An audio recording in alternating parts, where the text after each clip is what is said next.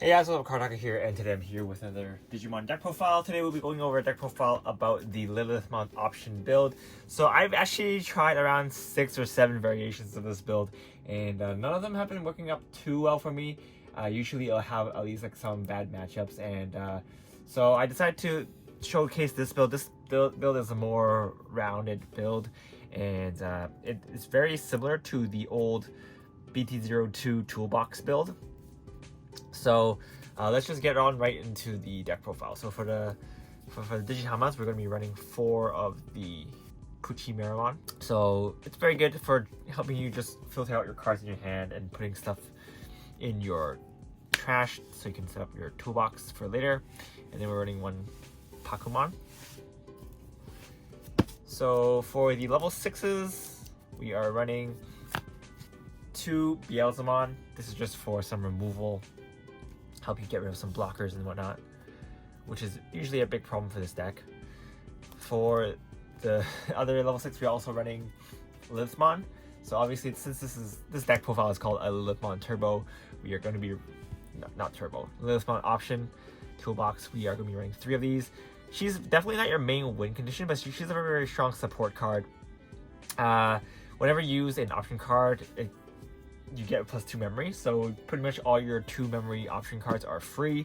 If you have 2 of these on the field, then you'll get 2 memory just for using an option card. So pretty good. It's definitely not one of the strongest cards in this deck. It's not really used for pushing. It's just meant to stand on the field and do stuff. So compared to some of the other cards in this deck, I think she doesn't put in as much work, but her being able to get some extra option cards in your trash is very helpful sometimes, especially if you need to get your we'll talk about the options later, but yeah, overall she's very, very good, especially if you need to get a trump sword and pop something on your opponent's field, then she can do that for you. Next, we're going to run 2 Piedmons. Piedmon is just here as a very strong defensive option. If you're stuck, you can just pop this down, grab 2 of your blockers and whatnot, and then you can set up for your next turn. If you're playing Omegamon, definitely don't do that, because they can just wipe out all your blockers. But if you are playing against other builds, you can. This is an option. If you're playing against Omegamon, you might you might summon a blocker and a Devimon or something. Next, we're running 2 Millenniumons. So this is here as an option for you to clear out your opponent's board. So if you're playing against a mirror match, you can send their Millenniumon back to the bottom of their deck. If you are playing against Omegamon, you just get rid of the threat. And yeah, overall it's a very, very strong card. I want to run 3 of these, but I don't really have space for it, so we're just running 2. And it is level 7, so he will kind of put your opponent's memory to pretty high numbers. Next, we are running 2 Lady Devimon.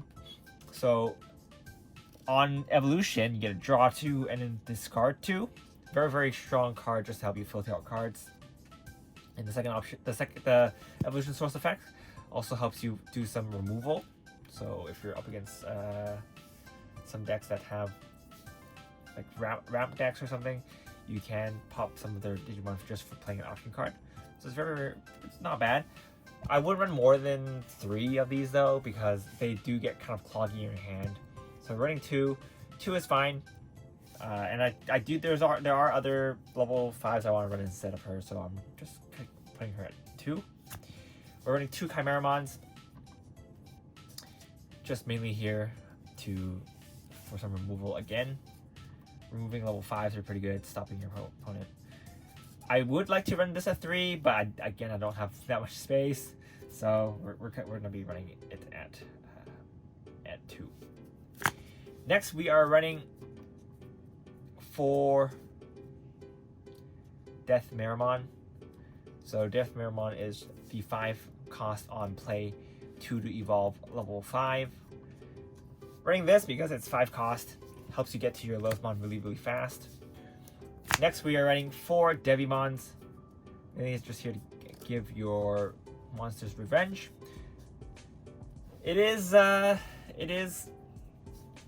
only 4,000 power, so it will get deleted by Alter S.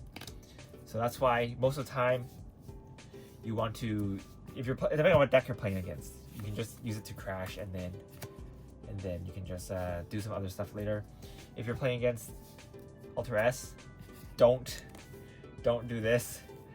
Don't evolve this and then hope that they will attack or something, because they're just going to use Alter S and remove this evolution source, and then since you have less than 5,000 power, it's going to die.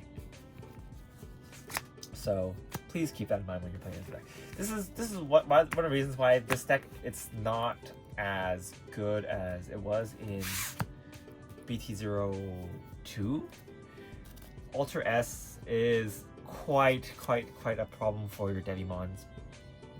So yeah, maybe after the trial deck and you have the Digiburst, it might help the deck a bit, but we don't know yet. We'll do some plastic playtesting later. Next, we're also using 4 Evilmons, or I think it's called Vilemon in English. So we're only running 4 level 4s, which is why we're running 4 of the Death Meramons, because you might get you might brick sometimes, and these really help you unbrick your hand. So that's good. It's also good against Alter S because if you hard cast this and you evolve into a Lilithmon, the worst they can do is, you know, remove your Lilithmon, and you still have a level 5 body on the board.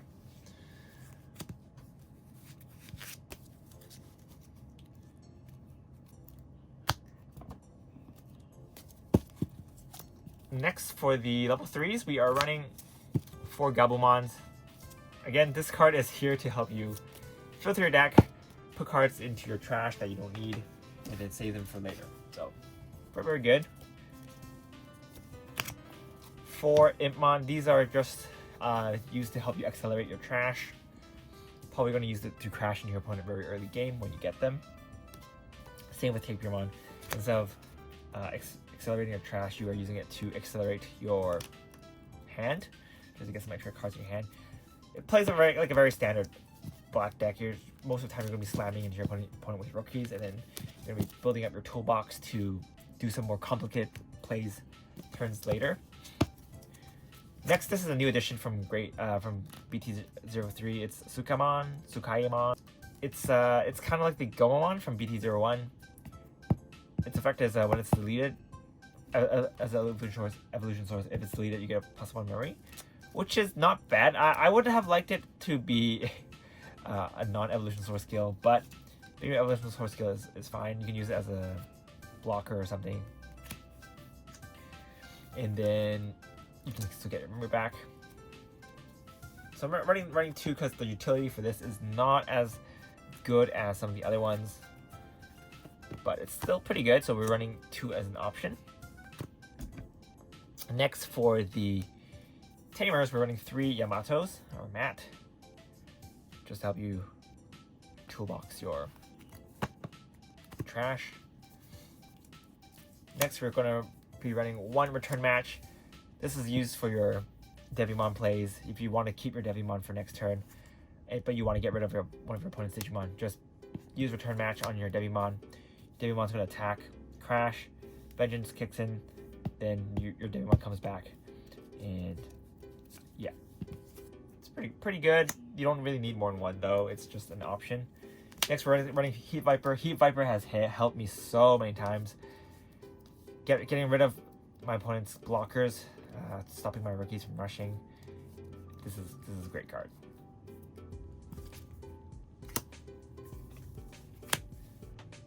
Next, we're running 1 Dark Despair. It just gives one of your Digimon Vengeance. So you can give your Vengeance to a blocker to stop your opponent from attacking. So it's pretty decent. It's definitely not bad. Don't really need more than 1 though. But yeah, I think it's pretty good. Next, we're running 2 Trump Swords. So Trump Sword is here to help you remove your opponent's big boss monsters. If they think they're safe from getting attacked, then they have to think again, because you're going to Trump Sword them. Like if you can't crash into them with Vengeance, then you can Chomp Sword them instead. But it is a high cost. It is reduced to 5 cost if you have Lilithmon in the field, so that kind of helps. And last but not least, we are going to be running 3 Night Raids. So Night Raid is pretty good. It still helps you toolbox your level 3s and helps you rush. Getting a level 3 with 2 memory is definitely not bad. So overall, this deck it's pretty fun. It's also not that bad. There are some kind of bad matchups with this deck, and that's probably why you're seeing less representation for purple in this set. Hopefully, with the starter deck, maybe some of the cards there can help us out, and you can also do some more unique builds. I'm also playing around with the Malo Lilithmon deck from the new set. That one, it looks completely different from this deck, but it's that deck plays a lot differently, and it's a lot easier to brick. So that one's not I'm not doing that. I'm still playtesting with that deck, but yeah, this is one of the reasons why it's been so long since I announced my deck profiles and the time that this thing came out is because I've been playing with way too many variations of this deck. There's just way too many ways to build a deck in Digimon, so a lot of playtesting is needed. But overall, I really do like this deck. It's very, very fun, and Lilithmon it's a very, very good support card. I think Lilithmon will only get stronger as the game goes on. As Black gets more option cards, you can expand her toolbox, and I think she'll just get better. Right now, she's not really seeing as much play because I guess the option support is kind of limited right now. But I think later on, as long as they make better and better option cards, she will get stronger and stronger. So I think don't sleep on this card. It's very, very good. But yeah, that's pretty much it for this deck, guys. I hope you guys enjoyed it. Let me know what you guys think, and let me know which deck you guys want to see see next. I think I'll do a Imperial Digimon deck soon, but I'm not sure about that yet. We'll see. I'll be doing more playtesting on the weekend, and I'll also probably be posting. I'll try to record more fight videos on the weekend. So stay tuned for that. Anyway, this is Karataku, and I'll see you guys next time.